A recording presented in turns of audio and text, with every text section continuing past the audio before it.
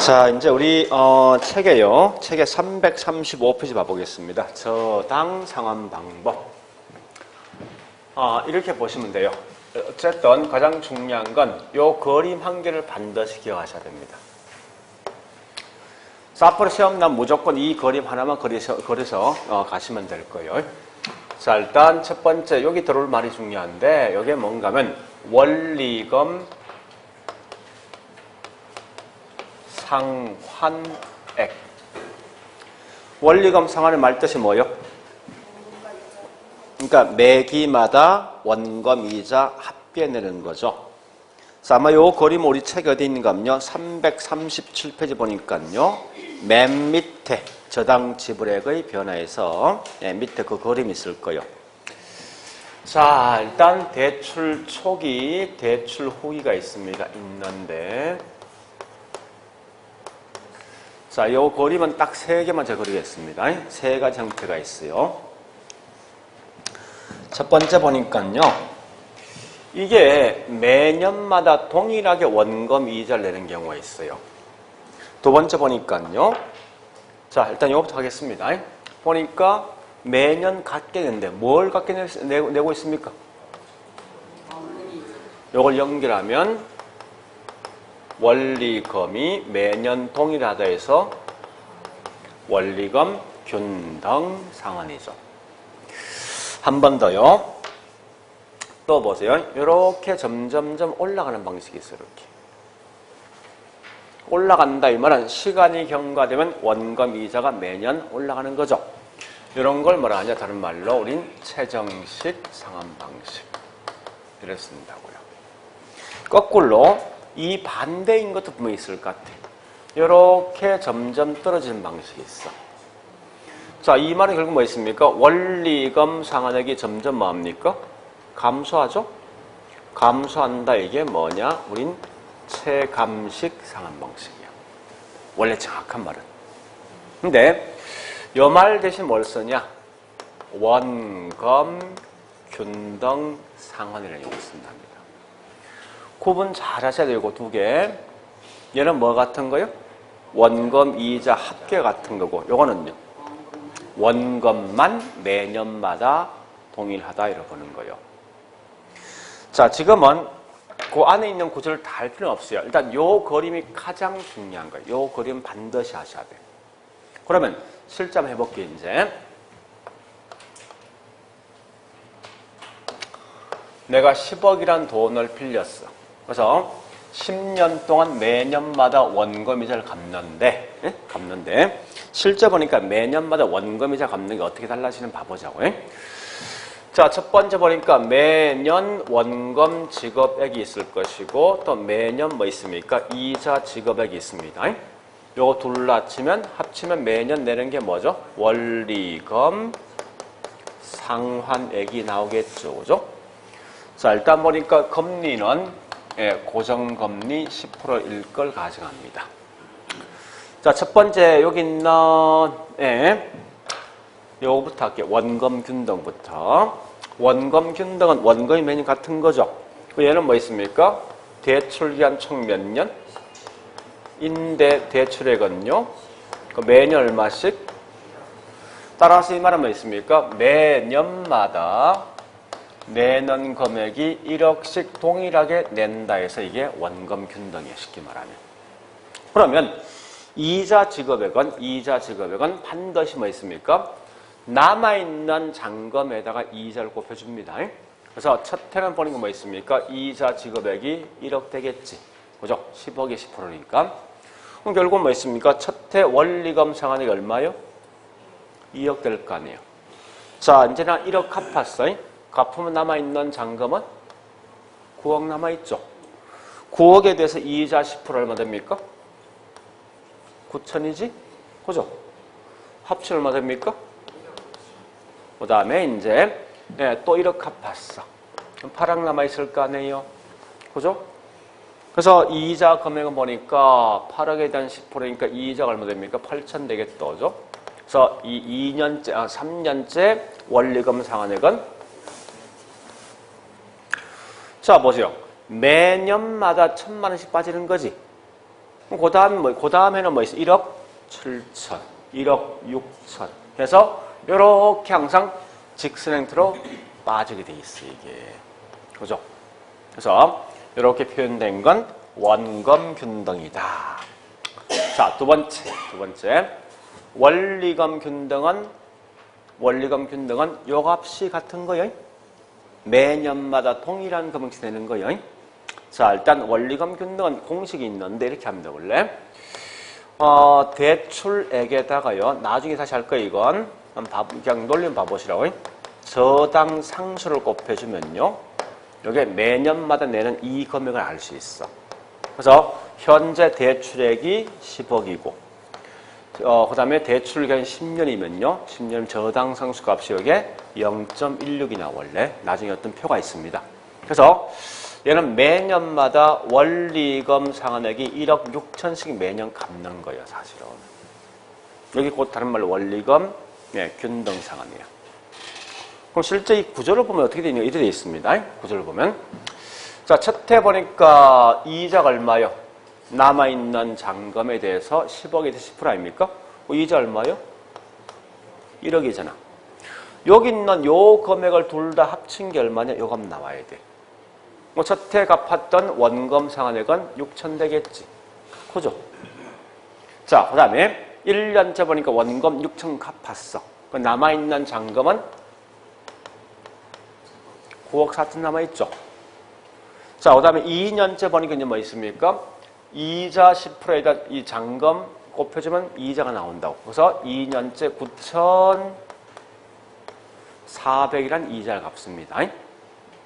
그러면 요 금액과 요거 둘 다 합친 게 1억 6천을 만드니까 2년째는 원금 6,600 갚은 거예요.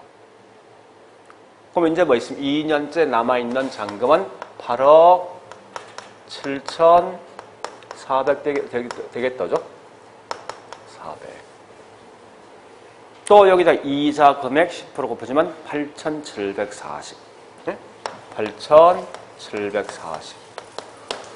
여기 있는 금액도 나올 거 아닙니까? 그죠? 이런 형태로 빠지는 게 뭐냐고, 이게 다른 말로 원리금 균등이에요. 자, 지금 중요한 것은 이게 안에 있는 구체적 내용은 지금 하지 마세요. 이거보다 중요한 것은 이 표현이 뭔가를 좀 기억을 하시라는 거예요.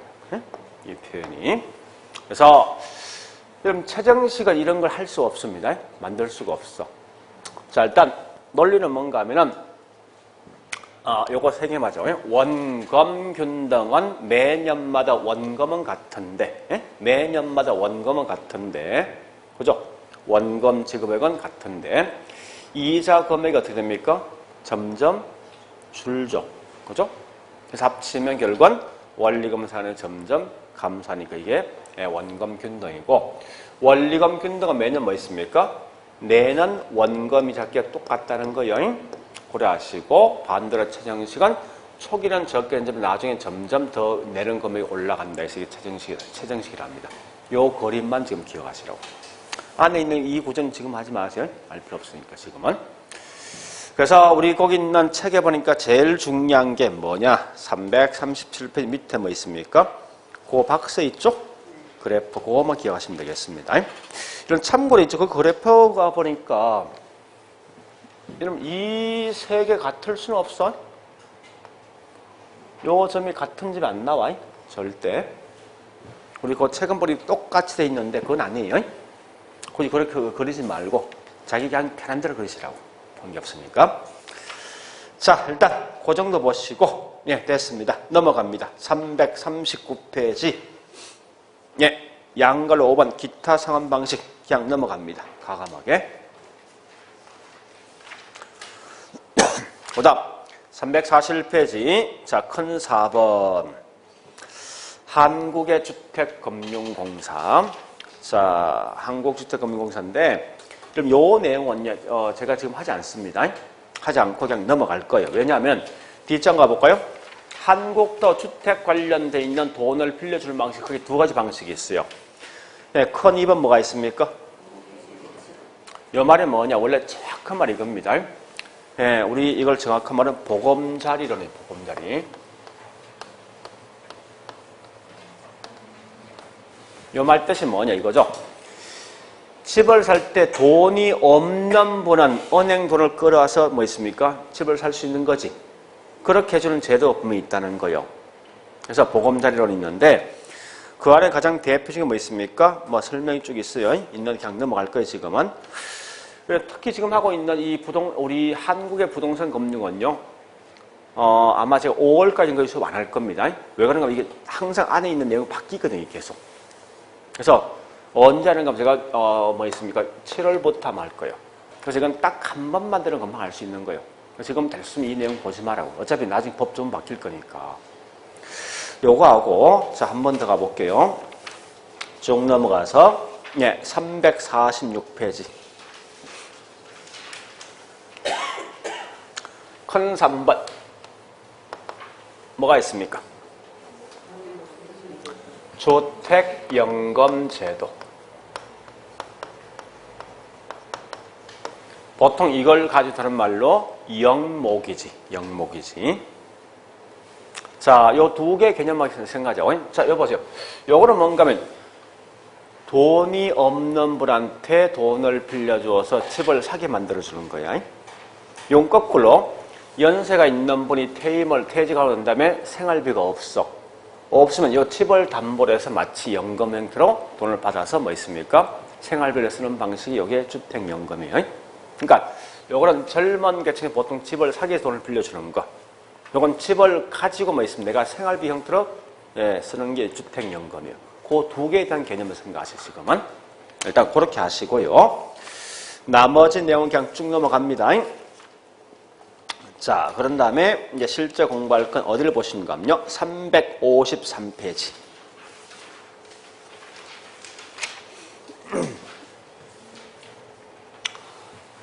자, 353페이지. 코너번 부동산 정권이 있습니다. 요거 할 건데, 일단 제일 먼저 해야 될 게 뭐냐? 이거부터 먼저 합니다. 저당 유동화 제도가 있어요. 저당 유동화 제도가. 자, 좀 이따 쭉 다 할 거예요 하니까 일단 컨트롤 먼저 봐보겠습니다. 저당 유동화 제도. 아마 우리 책은 보니까 그림이 이렇게 나 있는 것 같아. 355페이지죠. 거기 있는 메뉴의 갈로 2번에서 나 있는 것 같아. MBS의 기본 구조 나 있는데. 자, 일단, 여기 보세요. 일단 요거부터 먼저 할게. 유동이란, 금융은 특히 나오면 우리말로 그냥 그대로 번역하시라고. 유동이란 말 뜻이 뭐예요? 유동. 흘러간다. 이전된다. 양도되어진다. 이런 게 보통 유동입니다. 근데 흘러가는 게 뭐가 흘러갑니까? 넘어가는 게 저당권이 넘어가는 걸 가지고 다른 말로 저당 유동화란 말을 쓴답니다. 자, 그런데 요 하는 목적이 있어 이 말입니다.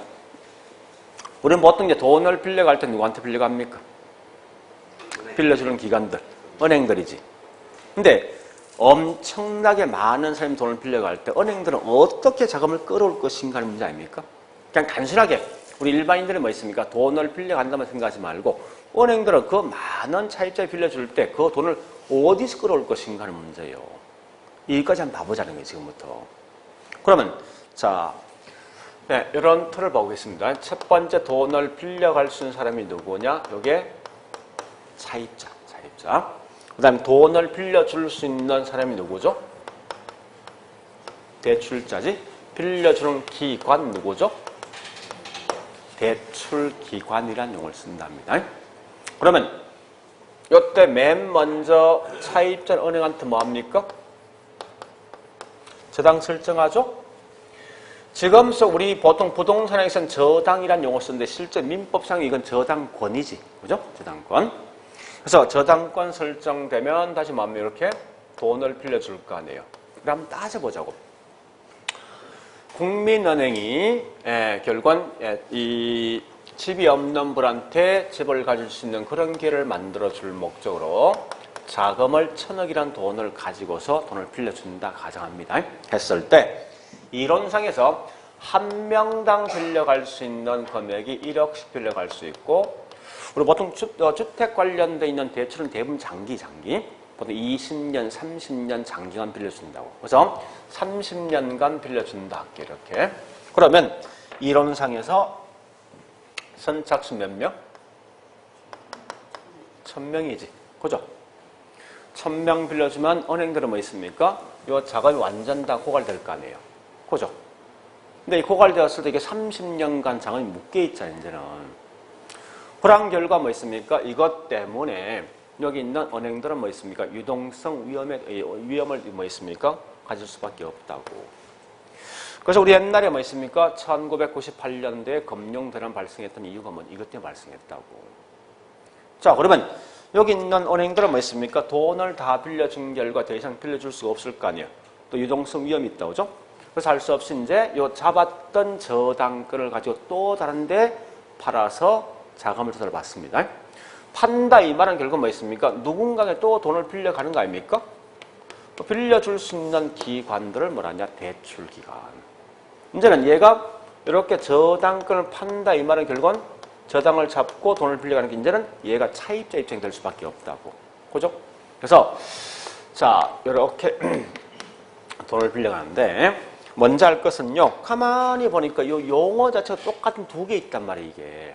그래서 이게 두 개 구분하자 하는데 얘가 최초의 돈을 빌려줄 수 있는 기관 하다 보니까 1차 대출 기관이고, 그 다음에 얘가 추가적으로 돈을 빌려주는 기관이니까 2차 대출 기관이라는 용어 쓴답니다.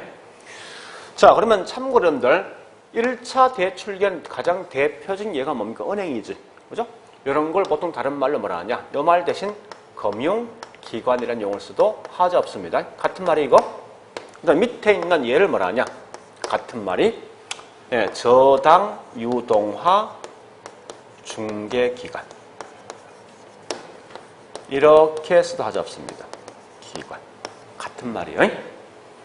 그러면 한국에서는 이렇게 뭐 있으면 저당을 잡고 돈을 빌려줄 수 있는 가장 대표적인 2차 대출기관이 누구냐는 거예요. 설마 이때 뭐 한국은행은 아니에요. 한국은행은 이런 저당 잡고 돈을 빌려주는 기관이 아니라고. 요 가장 대표적인 예가 누군가 하면 요거 한 편 본 적이 있죠? 그죠? 본 적이 있을 거예요. 근데 여기 사실은 중간에 H라는 게 포함되어 있어요. 이 말이 뭐냐? 자, 이게 한국 하우징 뭐요? 주택이지. 파이낸싱이 뭐지? 금융이죠. 컴퍼니가 뭐죠? 한국주택금융공사란 가장 대표적인 유동화 중개가 있다고. 자, 만약 이론상에서 한국주택금융공사도 공사도 돈이 무한정이 사실 있는 게 아니에요. 보니까 얘도 자금이 1,000억이란 돈이 있다 할게. 만약에 그건 어떻게 되겠습니까? 일단 봐볼게 이제. 자, 일단 1,000명 빌려주니까 자금이 다 고갈되었어. 그죠? 그래서 잡았던 저당권 몽땅 팔면 이제 얘 1,000억 돌아오지. 그죠? 이론상에서 돌아옵니다. 그럼 또다시 뭐 있습니까? 1,000억이라는 돈이 있기 때문에 추가적으로 돈을 더 빌려줄 수 있지. 몇 명까지? 그럼 이제는 뭐 있습니까? 1차 대출 기관인 금융기관뿐만 아니라 2차 대출 기관인 한국주택금융공사 뭐 있습니까? 둘 다 자금이 고갈된다고 이게. 그런 결과 얘들 둘 다 뭐 있습니까? 유동성 위험이 있습니다. 그래서 이제는 2차 대출 기관인 한국주택금융공사도 있죠. 여기 있는 투자자한테 뭐라는 거요? 얘들이 잡았던 저당권을 가지고 정권을 발행합니다. 했을 때 투자자 이 정권 자체가 수익성이 있다라고 생각하면 이 정권 살 거 아니에요. 사면 이제 돈이 뭐 있어 이렇게 흘러 들어가면은 이제는 둘 다 유동성 위험 회피할 수 있지. 그죠? 왜 이 모양을 보여준 이유가 있습니다. 우리 한번 생각해 보세요. 과거에는 밑에 있는 이게 없었단 말이에요, 이게. 예? 없으면 어떤 현상이 있습니까? 은행들은 한정돼 있는 돈을 가지고 한정돼 있는 차입자에만 빌려주었다고.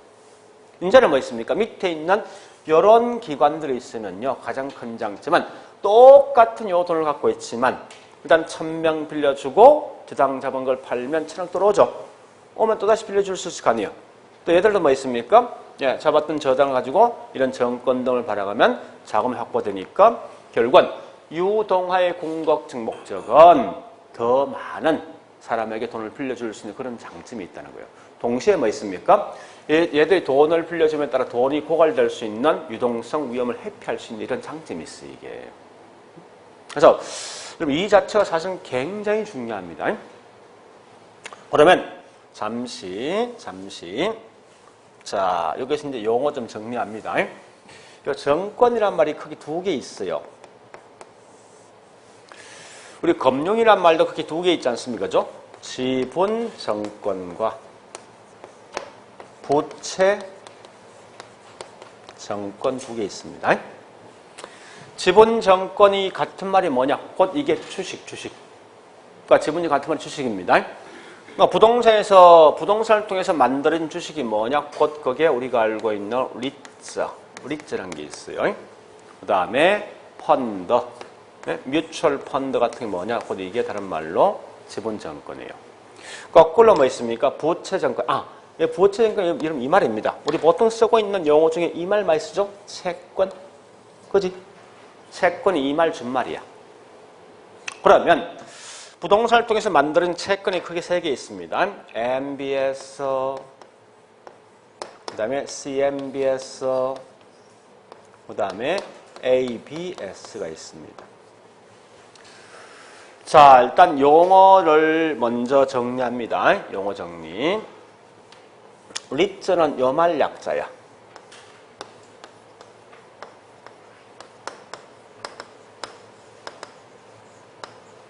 Real Estate, Investment.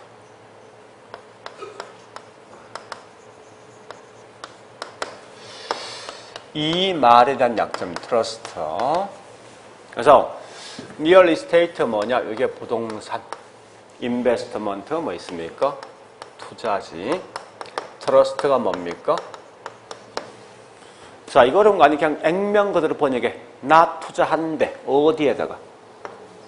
어떻게 투자합니까? 내가 직접 투자하지 않고 전문가한테 맡긴다는 거야. 응? 그냥 그렇게 보셔야 돼요. 자꾸 이걸 따라가는 생각하지 말고 투자하는데 부동산에 투자할 목적이다 하는 내가 직접 투자하지 않고 전문가한테 맡기는 게 뭐냐고 이게 리츠. 자, 그 다음에 여기 있는 MBS 이 말은 이거 약자입니다. M은 모기지야. 그 다음에 B는 되돌려 받는다, 베키더. 그 다음에 S는 뭐 있으며 정권들, securities요. 그 다음에 요 CMBS, C는 상업, commercial.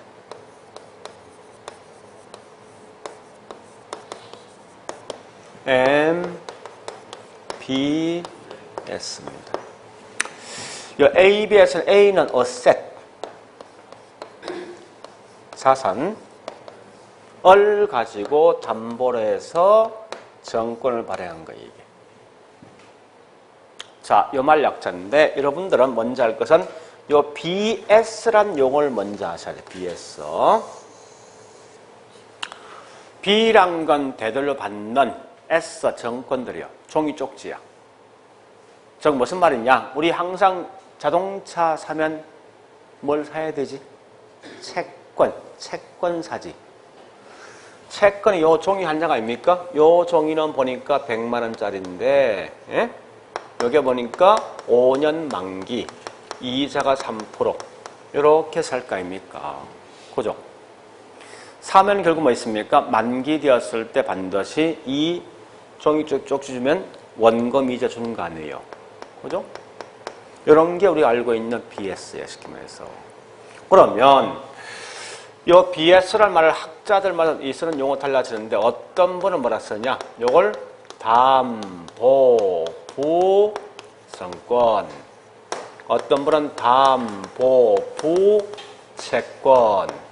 어떤 사람은 담보 채권 이렇게 쓰더라 이겁니다. 쓸 때. 그럼 MBS란 말 뜻이 뭐냐? 사실 MBS는 앞에 이 말 포함돼요. 하우징이란 말이 원래 포함되어 있어요, 이게. 그럼 결국 연결하면 이게 MBS는 뭐야? 하우징 주택이지. 그렇죠? 어떤 분은 주택담보부 정권, 주택담보부 채권, 어떤 사람은 주택담보채권 쓴다고. 커머셜이 뭐요? 상업이지? CMBS. 그죠? 이게 뭐냐? CMBS 우리말로 번역하면 상업담보부 정권, 상업담보부 채권, 상업담보채권이야. 어셋이 뭔데? 굳이 이걸 ABS를 우리말로 번역하면요. 자산담보부 정권, 자산담보부 채권, 자산담보채권 이렇게 쓴다고. 이게 뭐냐 이게. 엄청 어려운 것 같은데 별거 없어요 이거. 아주 간단합니다. 자 해볼게. 보세요. 자 내가 집을 살 목적이야. 은행 돈 빌렸어. 그럼 담보가 뭐요? 주택이지. 그죠? 이걸 가지고 해서 이 채권 만들었어. 이게 이게 MBS예요 이게. 우리 학원 건물 상업용 건물이지. 그죠? 우리 학원 건물 상업용 건물을 사기 위해서 담보 잡힌 게 이게 이 건물 아닙니까? 그럼 결국은 담보가 뭐요? 상업용 건물 아니야? 그래서 이게 넘어와서 채권 발행돼서 이게 뭐라고? 그게 CMBS 그게. 응? ABS는 뭐냐? 이게 ABS입니다. 돈의 자산 가치 있는 거, 즉 돈의 가치가 있는 거. 가장 대표적인 뭐 있냐? 카드 할부. 자동차 할부, 할부 금융이 있어. 할부는 벌써 그 자체가 이 뭐 있습니까? 저당 잡힌 건데 할부 자체가 뭐냐? 벌써 이게 자산. 예? 그래서 그런 자산을 통해서 뭐 있습니까? 예, 채권 발행된 게 ABS라고. 뭐 다른 거 없잖아요 분명히. 담보가 뭐냐 따라서 이게 뭐 있습니까? 주택담보채권, 예? 상업담보채권, 이런 자산담보채권 그런 게 달라질 뿐이야. 그러니까 그런 것만 아시면 돼요. 굳이 이 안에 있는 이 구조 자체가 저기 CMBS에 대한 구체적 구조, 그 구조는 알 필요 없습니다. 그러니까 그렇게 보시라고요. 그래서 앞으로 제가 여기서 쓰면 대부분 정권 대해서 이걸 많이 쓸 거면 채권이라는 것을 많이 쓸 거예요. 채권을. 그러면 이때 보니까 은행들인 1차 대출 기한데 사실 직접 얘가 뭐 있습니까? 채권을 발행할 수 있어요? 할 수 있다고요? 하면 돈이 들어갈 거 아닙니까? 그죠? 이렇게 하더라 이겁니다. 자, 일단 여기에 이제 보세요. 이 말 나온 이유가 있어. 가볼게. 유동이란 말은, 자, 다시 잠시. 이런 유통이란 말과 유동. 공통된 말은 넘어간다, 이전된다, 양도된다, 흘러간다 이런 말입니다. 근데 유통과 유동 어떤 차이가 있을까 하는 거예요. 이 분필이 이동되는 시장은 유통시장, 유동시장. 분필. 유통이지. 이 말이 이거 아닙니까? 아, 유형물 자체가 이동되는 건 유통이고 반대로 무형물 자체가 이동되는 건 유동이네. 지금 넘어갔는데 뭐가 넘어가 이거? 저당인데 저당권이지 원래. 무형물이지. 그래서 저당 유동화, 저당권이 넘어가는 현상들, 저당 유동화 이런 말씀 나왔을 때. 그죠? 그럼 이런 실제 있죠. 시험장 가서는 이걸 그릴 때, 자, 다시 합니다. 저당 유동부터 합니다. 물론, 이 중에 가장 중요한 게 누구예요? 우리 일반적으로 보통 뭐가 중요합니까? 담보는 주택이 중요한 거지. 그래서 MBS에 있는 이 내용이 중요합니다. 자, 일단, 다시. 요 그림이 우리 실제 굉장히 중요합니다. 시험에 자주 나오는 거니까 저기 있는 그림을 다시 해볼게. 그러니까 자꾸 우리 뭡니까? 내가 은행 돈을 빌려간다 이것만 생각하지 말라고. 특히 이 부동산 금융을 보니까 사람 힘들어 이유가 있어. 맨날 생각하면 뭔가 우리 은행만 생각해. 실제 그게 아니라 일반 은행에 쓰고 있는 게 아니라 이건 부동산을 통해서 만들어진 게 어떻게 채권 발행되는 게 중요하다고요. 그래서 아마 우리 부동산 금융은 공부하는 입장이 처음 보는 용어고 또 대부분 다 영어 등을 많이 쓰다 보니까 좀 힘들었는데 참 재밌는 건요. 내용은 사실 꽤 어렵습니다. 어려운데 실제 우리 시험장 가면 이 내용은요. 정확히 모르지만 답은 찾더라고. 또 얘 부동산 금융 가장 큰 장점은요. 반드시 우리 배웠던 그 내용이 글자 그대로 똑같이 나와야 돼요. 절대 있죠. 어느 누구도 그 안에 있는 내용을 틀어서 내지 못합니다. 조금만 그 내용을 틀어서 내죠. 그럼 답이 확 달라져. 그러니까 어느 누구도 항상 뭐 있으면 책에 있는 내용을 그냥 그대로 시험 내게 돼 있어. 이 금융만큼은. 자, 그러면 다시 해볼게요. 이제 조 그림을 이렇게 제가 만들 거예요. 제일 먼저 이거 보세요. 첫 번 누가 있습니까? 차입자가 있지. 그죠? 두 번째 보니까 누가 있습니까? 여기 누구요? 1차 대출기간. 그 다음에 또 누가 있지? 2차 대출기간. 마지막에 누가 있습니까? 요 그림. 투자자가 있어. 그러니까 여러분 실제 시험장은 요 그림을 그리셔야 돼. 그래서 요렇게 뭐 있습니까? 차입자가 은행에 저당을 설정하고 돈을 빌려갈 거 아니에요. 그죠? 그런 다음에 1차 대출기관들도 자신들이 돈을 너무 많이 빌려줬을 때 자금이 고갈되면 뭐 있습니까? 얘한테 저당을 잡고 팔겠지. 그죠? 그럼 결국은 2차 대출도 뭐 있습니까? 예, 1차 대출기한테 이 모든 저당을 팔면 돈이 없단 말이에요. 없으면 여기서 뭐 있어? 다시 2차가 누구한테? 투자자한테 잡았던 저당권을 통해서 뭘 발행합니까? 앞으로 제가 채권이란 용어 쓸게요. 채권을 발행해 자금을 이제 조달을 받습니다. 때에 따라 뭐 있습니까? 보니까 차입자 1차 대출기관이 직접 이렇게 채권을 할 수 있지. 그죠? 그래서 이 그림을 이렇게 만들어 가시라고 여러분들이. 그러니까 이 그림이 굉장히 중요한 거예요. 그러면 여기서 제가 딱 한 개밖에, 딱 한 개만 다 하지 말고 제일 중요한 게 뭐 있냐? 요거 할 거예요. 잘 보세요. 나중에 제가 여기에 관련된 딱 5개를 제가 설명할 겁니다. 우리 실제 이 내용 한 10몇 개 있어 내용이. 근데 그 내용을 다 알 필요 없어. 이 5개 말고 있으면 무조건 얘는 답을 맞출 수 있어. 첫 번째 보니까 그럼 시장이라는 곳은 뭐 하는 곳입니까? 시장. 동네 파는 물건 파는 시장이 있지 않습니까? 뭐 하는 곳이에요? 왜? 물건 등이 매매되는 장소 아닙니까? 자, 현재 보니까 여보세요? 뭐가 매매되고 있어? 이 시장에서? 저당이지? 그 무슨 시장이 이거? 배추가 매매되는데 무슨 시장? 배추 시장. 지금 뭐 매매되고 있다고? 그 무슨 시장? 뭘 그렇게 생각합니까? 이 저당 시장. 최초로 저당권이 형성되는 시장이 뭐요? 차입자하고 은행이 저당을 잡고 돈을 빌려가는 거 아니야? 그죠? 그래서 이 뭐 있습니까? 차입자와 1차 대출기간 사이를 저당시장인데 이게 최초로 저당을 갖다가 뭐 있습니까? 설정한 데서 1차 저당시장이란 용어 쓴다고. 그 다음요. 형성돼 있는 저당권을 다시는 은행들은 이런 데 팝니다. 이러한 걸 뭐라 하냐? 다른 말로 이걸 가지고 2차 뭐 있습니까? 저당시장이란 용어 쓴답니다. 요거 2개부터 먼저 구분하셔야 됩니다. 1차와 2차를 반드시 구분하셔야 됩니다. 그래서 항상 1차는 뭐 있습니까? 우리 같은 사람들이 은행에 저당을 잡고 돈을 빌려갈 수 있는 기관들만 1차 저당시장이고 그 다음 뭐 있습니까? 형성되어 있는 저당권을 또 다른 기관에 팔기도 하지만 채권 등을 발행해 팔 수 있는 이런 시장이 2차다. 이걸 꼭 기억하시라고요. 자, 그러면 여기 1차 대출기관들은 과연 얘들은요? 둘 중에 어디 속에 포함되겠습니까? 여러분들은 1차 대출기관들은? 1차 대출기관들은 둘 중에 어디 속에 포함되겠냐고요? 둘 다에 포함돼. 자, 이렇게 보시면 돼. 나 같은 차입자가 은행에 저당을 설정한 돈을 빌려가지. 요거까지는 1차야. 그 다음에 이제 설정되어 있는 저당권을 가지고 또다시 팔 수 있지?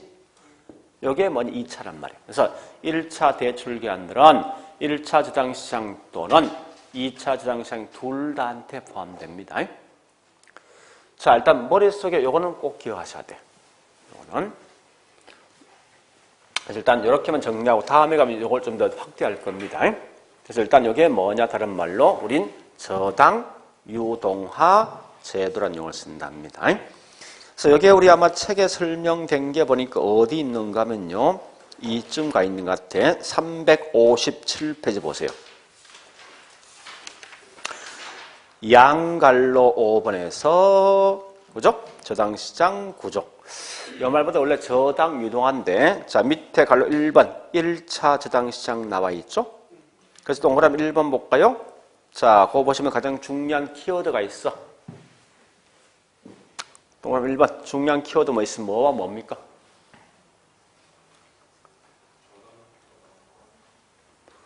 언놈과 언놈이에요. 그게 중요한 거 아닙니까 지금. 저당 대부를 받는 수요자 같은 말 차입자와 금융기관 같은 말 1차 대출기간 사이다.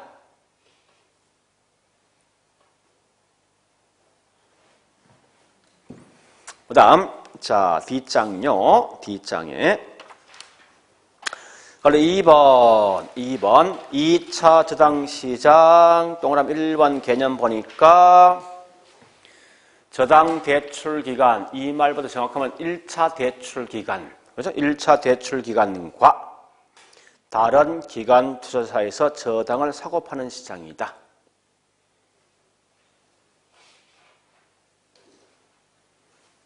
되었습니까?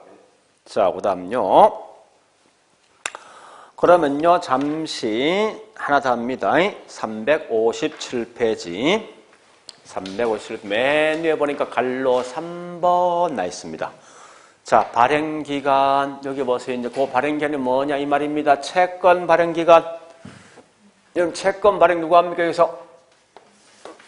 얘 발행할 수 있지? 얘도 발행할 수 있습니까? 거기 설명이 그거요. 1차 대출기간 또는 2차 대출기간 채권 등을 발행할 수 있다 말 뜻이 그거라고.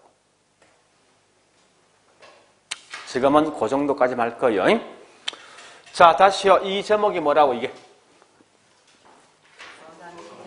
저당이 넘어간다, 이전된다 이거지. 저당 유동화 제도야 이게. 자, 요거 했으면 이제 두 번째 할 게 뭐냐 요거 할 겁니다. 다시 한 번 더 보세요. 자, 담보가 주택이야. 주택을 가지고 이제 쭉 넘어 채권 발행했어. 이게 뭐라고? 이게 뭐라고? 이제 영어로 써. MBS 써. 그지? 그 다음에 상업용 건물에 저당 잡혀 있어. 채권 발행했어. CMBS 써. 자산, 돈의 가치가 있는 자산이 저당 설정돼 채권 발행되었어요. ABS다. 이렇게 보시면 돼요. 자, 이제 그 중에 특히 우리가 알고 있는 두 번째 MBS를 같이 갈 거예요. MBS. 자, 책은 앞장 갑니다. 이런 혼돈을 자꾸 주는 것 같은 제가 미안한데 일단 이렇게 여기를 가야 됩니다. 예, 우리 아마 저기 보니까 이제 354페이지 가볼게, 이제. 그럼 좀 편하게 볼 수 있을 거예요. 자, 정권의 종류가 있어요. 갈로 1번. 하여튼 우리말로 되어 있지만 영어로 갑니다. A, B, S죠. 그죠? 자, 담보가 뭐예요? 아, 담보가 뭐예요? ABS 담보가 뭐냐고? 뭐가 담보요? 자산. 자, 그 다음 2번요. 양갈로 2번. 뭐라고? MBS. 담보가 뭐요? 주택이지. 그죠? 그래서 주택이 담보다. 그거 마시라고 지금은. 그 안에 내용 다 볼 필요 없어. 자, 넘어갑니다. 넘어가서 어디를 보는가 하면요. 예. 360페이지 가볼까요? 자, 360페이지. 양갈로 8번 저당담보부 정권에서 밑에 갈로 2번 정권에 대한 종류가 있죠? 뭐뭐 있습니까? 지분정권과 부채정권이죠. 그래서 우리 거기는 설명이 있지만 그냥 가볍게 여러분들 가볍게 보세요. 지분 정권 주식입니다. 좀 이따 할 거예요. 근데 부채 정권 이거 뭐 채권인데 우리 가장 대표적인 게 요 세 개 아닙니까? 그죠? 요 세 개 있어요. 그래서 일단 고려 보시고요. 그 다음에 361페이지 맨 밑에 갈로 4번 제목이 뭐예요? 자, 옆에다 써놓으세요. 옆에다 그 말이 뭐냐? 요거 MBS요.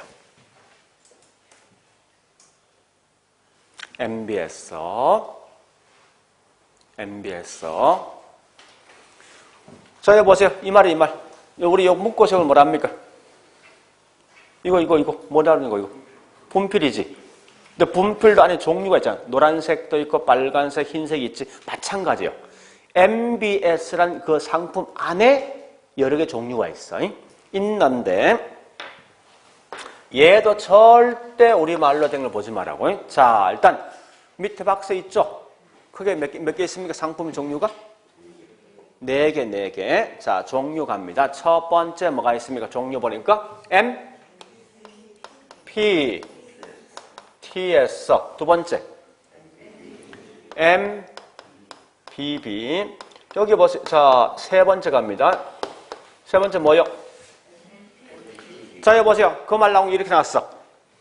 여기 있는 MPT 에다가 요 B 있지. 요 합친 거야. 응? 요 말과 요 합친 거라고. 그래서 이걸 짬뽕한 게 누구냐? MPTB야. 그 다음에 한 번 더 갑니다. 보세요. MPTB가 어떤 약간의 단점이 있어. 이걸 수정 보완한 게 누군가 하면요. 수정 보완한 게 여기에 CM이라는 상품이 있어요. CM. 그래서 자, 일단 첫 번째 할 게 뭐 이거 마시면 돼요. MBS는 주택을 담보로 해서 만들어진 채권인데 이걸 다시 불려면 그 속에 크게 4개 상품 구분되어진다.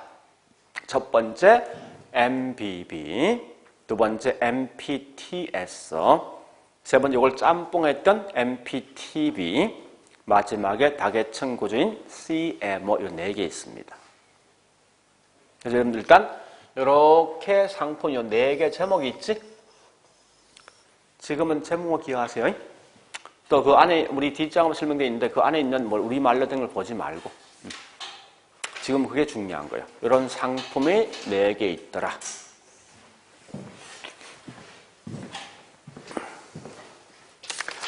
자, 그래서 우리 뒷장 보니까요.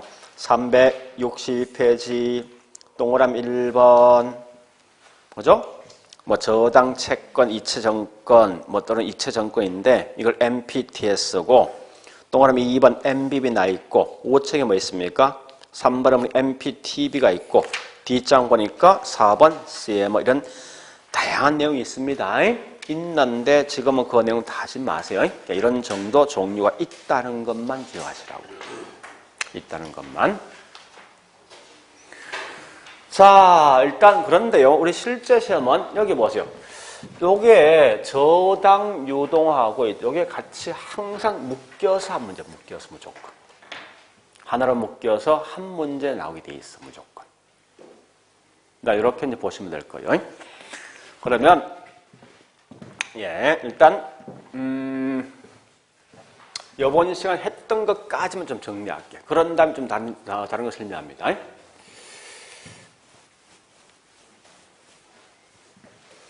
자, 일단 금융. 그러니까 테마를 좀 묶어볼게요, 이제. 묶어보면 답이 나올 거예요. 첫 번째 부동산 금융에서 맨 먼저 했던 게 뭐냐? 지분 금융과 뭐요? 부채 금융에 대한 어떠한 예가 어디 속에 포함될 걸 따로 보셔야 됩니다. 두 번째 볼 게 뭐 있냐? 요겁니다. 은행에 돈을 빌려서 뭡니까? 돈을 갚아야 되지. 갚는 방식이 뭐냐? 저당 상환 방법이 있어요. 이 중에 우리 분명히 제가 앞에 시간에 했지만 기초 용어 정리 있지? 뭐죠? 고정금리와 변동금리 어떻게 책정되어질 것이고 또 저기 상할 유리한 시기가 누구고 뭐 이런 걸 설명했을 겁니다. 이건 나오는 순간 바로 답이 튀어나와야 됩니다. 지금 그냥 넘어가지만 그 다음에 특히 이때 뭐 중요한 건 고정금리 방식 있죠. 이렇게 되는 방식. 요거 요 세 개에 대한 용어는 정확히 아셔야 돼. 그죠? 저기 있지만 요게 뭐라고? 요거는요. 원검균등 점점 올라가지 최정시 요거 세 개 차이 제목하시고 그 다음에 세 번째 뭐 하냐 요거 할 거요. 저당 유동하와 MBS가 있습니다. 그지? 저당 유동화 해서 차입자 1차 대출기간 2차 요 구조 있지? 그죠? MBS는 상품이 크게 몇 개 있으면 4개 있지. 뭐뭐 있습니까? MBB, MPTS, 짬뽕한 게 MPTB. 그 다음에 한 개 더. 이렇게 보시면 딱딱 구분되지 않습니까? 여기서 한 문제, 요거 별도의 한 문제, 여기 별도의 한 문제 이렇게 했다고. 좀 쉬었다 이제 할 게 뭔가 하면 지분 금융 중에 아까 제가 보니까 프로젝트 파이낸싱 또 뭐가 있는가 하면요. 리츠 이런 게 중요하거든요. 그래서 좀 쉬었다가 그 두 개 할 거예요. 네, 좀 쉬었다 할게요.